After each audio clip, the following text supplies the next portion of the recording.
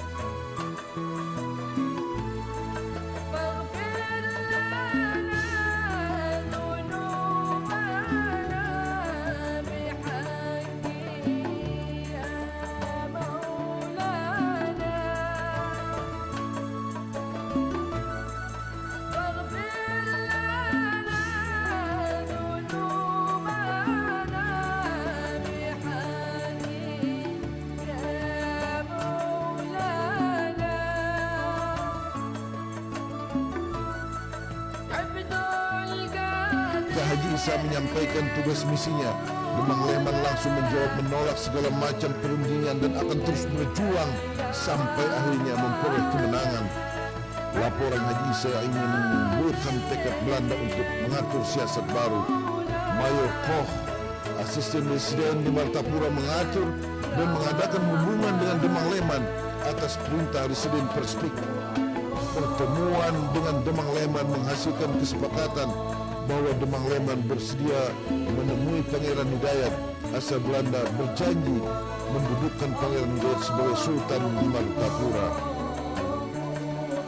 Para pendengar sekalian, ternyata pihak Belanda menyetujui syarat ini. Namun Demang Leman merasa curiga dengan keinginan Belanda untuk mendudukkan Pangeran Hidayat sebagai Sultan di Martapura. Karena itu Demang Leman mempersiapkan pasukannya. Setelah terjadi hubungan surat menyurat antara Demang Leman dengan Rejen Martapura, Pangeran Jaya Pemenang, Demang Leman bersedia turun ke Martapura. Pada tanggal 2 Oktober 1861, Demang Leman turun ke Martapura bersama tokoh-tokoh pejuang disertai 250 orang pasukannya. Anggota pasukannya ini akan menyusup ke seluruh pelosok Martapura dan akan mengamuk kalau Belanda menipu dan menangkap Demang Leman. Tokoh-tokoh pejuang yang mengiringi Demang Leman itu adalah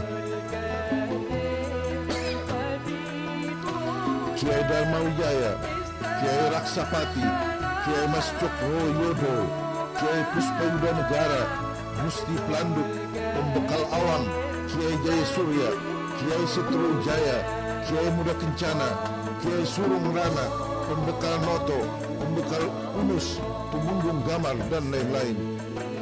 Ini orang-orang berani dan sakti bertahan ini. Tanggal 6 Oktober 1861, Demang Leman memasuki kota Martapura disertai 15 orang pimpinan lainnya. Haji Isa menyambut rombongan ini dan langsung ke rumah Rejen Martapura.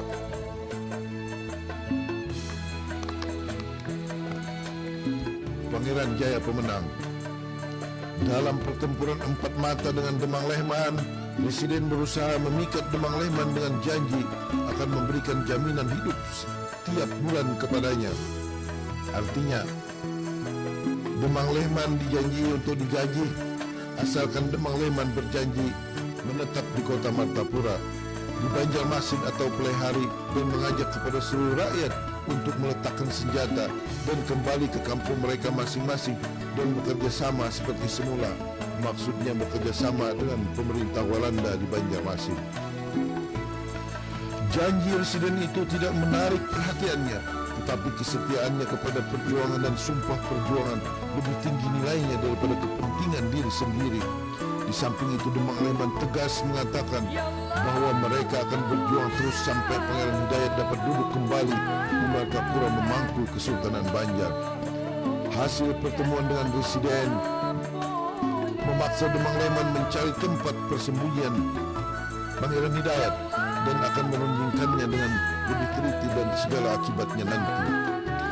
Tanggal 9 Oktober tahun 1861, Demang Lehman berangkat ke Karangintan dan kepergiannya ini memakan waktu hampir sebulan. Kepergian Demang Lehman ini mengkhawatirkan Belanda dan meminta agar Demang Lehman kembali ke Martapura. Tanggal 30 Desember 1861, Presiden Prospek tiba di Martapura dan perundingan dengan Demang Lehman dilangsungkan. Presiden berjanji bahwa Pangeran Hidayat boleh tinggal dengan keluarganya di Martapura selama perundingan berlangsung, dan jika perundingan gagal, Pangeran Hidayat boleh kembali ke pusat pertahanan di dalam tempo 10 hari dengan aman.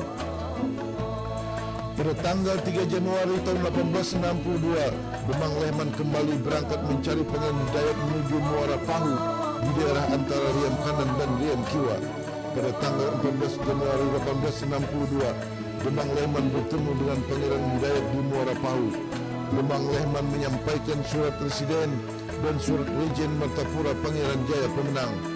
Dalam perjanjian itu, Ratu Siti Ibu Pangeran Hidayat dijemput dari tempatnya di Pahu, Sungai Pinang.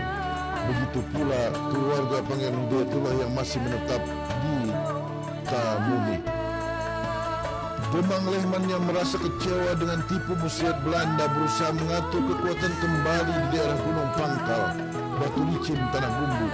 Waktu itu Pangkal dan hanya memakan daun-daunan. Disinilah beliau ditangkap oleh pasukan Syarif Hamid yang menginginkan hadiah jabatan melalui sebuah tipu muslihat. Kita mengetahui bersama bahwa bulan-bulan itu adalah bulan-bulan yang sangat rawan, di mana hujan semakin lebat dan juga sangat sulit untuk mencari bahan makanan. Di dalam hutan, di gunung-gunung, buah-buahan belum menjadi. Binatang-binatang masih bisa meminum air di atas-atas gunung, sehingga mereka tidak bisa turun atau tidak perlu turun ke lembah-lembah, ke sungai-sungai, sehingga perburuan jangan pun sangat sulit. Itulah makanya barisan dan pasukan Demang Lehman mengalami kesulitan di dalam mencari makan makanan, dan karena itu beliau hanya memakan daun-daunan. Disinilah para pendengar sekalian, di saat pasukan Demang Lehman telah letih dan kelaparan, maka pasukan itu ditangkap oleh pasukan Syarif Hamid yang menginginkan hadiah jabatan melalui sebuah tipu muslihat. Demang Lehman selanjutnya dibawa ke Martapura. Pemerintah Belanda menetapkan hukuman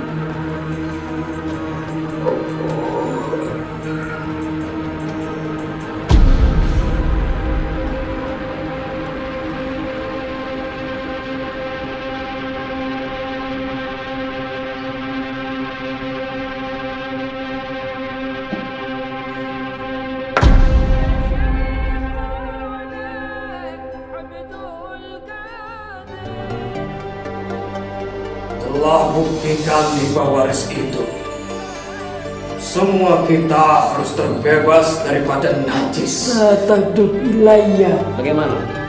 Apa ada masalah dengan surat kontrak yang sudah saya buat? Tuan, apakah benar dia akan digantung sore ini?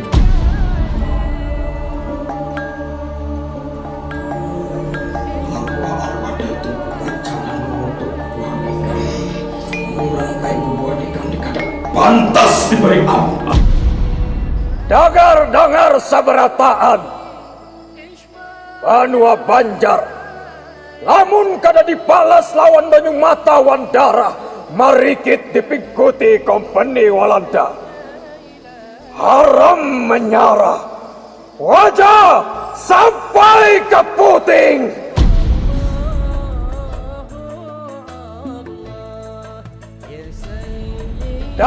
Dengar sabarataan Banua Banjar, lamun kada dibalas lawan Banyu Mata Wandara, marikit dipikuti kompeni Walanda. Haram menyarah, wajah sampai ke puting.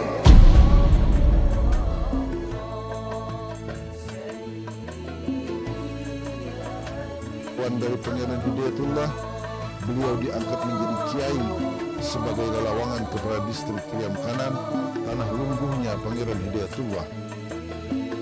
Demang Lehman memegang pusaka Kesultanan Banjar yakni Kris Singkil dan sebuah tombak bernama Kalibelah yang berasal dari Sumbawa. Itu adalah hadiah yang diberikan oleh Sultan Hidayatullah. Para pendengar sekalian, ketika kita menjelaskan tentang bagaimana peran Demang Lehman dalam pertempuran Benua Lima, maka sebagaimana kita pahami bersama, yang telah menjajah Benua Banjar itu adalah Walanda. Perjuangan rakyat yang berkobar dengan dahsyatnya itu diupayakan oleh Belanda untuk dilumpuhkan. Maka Belanda mendirikan benteng-benteng. Daerah Tapin diperkuat Belanda dengan benteng Lutayor yang telah direbutnya dari pasukan Demang Lehman. Di daerah Kandangan didirikan pula benteng yang dikenal sebagai benteng Amawang. Demang Lehman dan pasukannya menyerang benteng Belanda di Amawang. Beliau berhasil menyelundupkan 2 orang kepercayaannya ke dalam benteng sebagai pekerja Belanda. Informasi dari kedua pekerja inilah, maka Demang Lehman bertekad akan menyerbu benteng Belanda tersebut. Pihak Belanda memperoleh informasi bahwa rakyat telah berkumpul di Sungai Paring hendak menyerbu benteng Amawang. Berdasarkan informasi tersebut, pasukan Belanda di bawah pimpinan Munters membawa 60 orang serdadu dan sebuah meriam menuju Sungai Paring. Saat pasukan tersebut keluar dan diperkirakan sudah mencapai Sungai Paring, Demang Lehman dengan 300 pasukannya menyerbu benteng Amawang pada siang hari tanggal 31 Maret tahun 1890. Ketika pasukan Demang Lehman menyerbu, kedua orang kepercayaan yang menjadi buruh dalam benteng tersebut mengamuk dan sehingga serdadu Belanda kacau balau. Kedua orang yang mengamuk tersebut kemudian tewas dalam benteng, sementara pertempuran berkobar sengit dan terus terjadi. Pasukan Munters ternyata kembali ke benteng sebelum sampai di Sungai Paring. Datangnya bantuan kekuatan ini menyebabkan Demang Lehman dan pasukannya mundur ke Sungai Kupang dan Tabihi bersama Pangeran Muhammad Aminullah dan Tuan Said. Pasukan Belanda menyusul ke Tabihi dan terjadi pertempuran lagi. Perlawanan di Kandangan ini dipimpin oleh Tumenggung Antaludin pada takluk. Ketika pasukan Demang Lehman menyerbu, kedua orang kepercayaan yang menjadi buruh dalam benteng tersebut mengamuk dan sehingga serdadu Belanda kacau balau. Kedua orang yang mengamuk tersebut kemudian tewas dalam benteng, sementara pertempuran berkobar sengit dan terus terjadi. Pasukan Munters ternyata kembali ke benteng sebelum sampai di Sungai Paring. Datangnya bantuan kekuatan ini menyebabkan Demang Lehman dan pasukannya mundur ke Sungai Kupang dan Tabihi bersama Pangeran Muhammad Aminullah dan Tuan Said. Pasukan Belanda menyusul ke Tabihi dan terjadi pertempuran lagi. Perlawanan di kandang ini dipimpin oleh Temenggung Antarudin. Pada tanggal 16 Juni 1860, ia memimpin pasukan menyerang benteng Belanda di Tabihi. Dalam pertempuran itu, komandan pasukan Belanda, Pandam dan Van Isser, tewas dan beberapa orang serdadu menjadi korban keganasan perang. Para pejuang yang gigih mempertahankan benteng Gunung Madang, wilayah Padang Batu. Pertempuran lainnya terjadi selama 8 hari non-stop di Tambai Kandangan yang menewaskan banyak pasukan kedua belah pihak, yakni pasukan Belanda dan pasukan Temenggung Antarudin serta Demang Lehman. Selain bertempur langsung berhadap-hadapan, pasukan Temenggung Antarudin banyak menggunakan senjata sungga, yakni semacam anak panah besar, sebagai perangkap untuk menjebak pasukan Belanda ketika mereka melewati sungai atau jalan tertentu. Demang Lehman meneruskan pergerakan pasukannya ke daerah Barabai guna membantu pertahanan Pangeran Hidayatullah dan pengiringnya. Gustav Marie Perspik berusaha keras untuk menghancurkan kekuatan Pangeran Hidayatullah dan Demang Lehman yang berkedudukan di sekitar Barabai. Perspik mengarahkan serdadu dari infanteri batalion ke-7, batalion ke-9 dan batalion ke-13. Batalion ke-13 berjumlah 210 orang serdadu di bawah pimpinan Kapten Bode dan Rode. Bersama pasukan ini diikutkan pula 100 orang perantaian atau tawanan yang dirantai yang bertugas membawa perlengkapan perang dan makanan. Pengepungan terhadap kedudukan Pangeran Hidayatullah ini disertai pula kapal-kapal perang Suriname, Bone, Bennett dan beberapa kapal kecil. Kapal-kapal perang ini pada tanggal 18 April 1860 memasuki Sungai Ilir Pamangke. Ini kawasan Barabai. Karena banyak rintangan yang dibuat, maka kapal-kapal perang tidak dapat memasukinya. Serdadu Belanda terpaksa menggunakan perahu-perahu. Iringan perahu-perahu ini mendapat serangan dari kelompok Haji Sarodin yang menggunakan lila dan serapan lantakan. Lila itu adalah meriam dengan jenis kecil. Kalau gana ngarannya meriam, kalau halus itu lila. Dalam pertempuran ini Haji Sarodin tewas, tetapi dia berhasil menewaskan beberapa serdadu Belanda. Pertempuran terjadi pula di Walangku, Kasarangan dan Pantai Hambawang. Dengan teriakan Allahu Akbar, rakyat menyerbu serdadu Belanda yang bersenjata lengkap. Mereka tidak takut mati karena mereka yakin mati dalam perang melawan Belanda adalah mati syahid. Demang Lehman dan Pangeran Hidayatullah berusaha keras dan penuh keberanian menahan serangan serdadu Belanda. Tetapi karena jumlah personel Belanda lebih besar dan perlengkapan perang lebih unggul, maka diambil suatu siasat mundur. Pangeran Hidayatullah mengundurkan diri ke Aluan, sedangkan Demang Lehman bertahan di kampung Pajukungan. Akhirnya Belanda berhasil menduduki Barabai setelah meninggalkan banyak korban.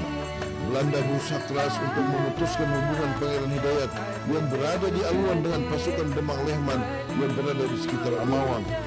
Usaha Belanda untuk melemahkan kekuatan rakyat ternyata tidak berhasil karena rakyat menggunakan taktik gerilya dalam serangannya.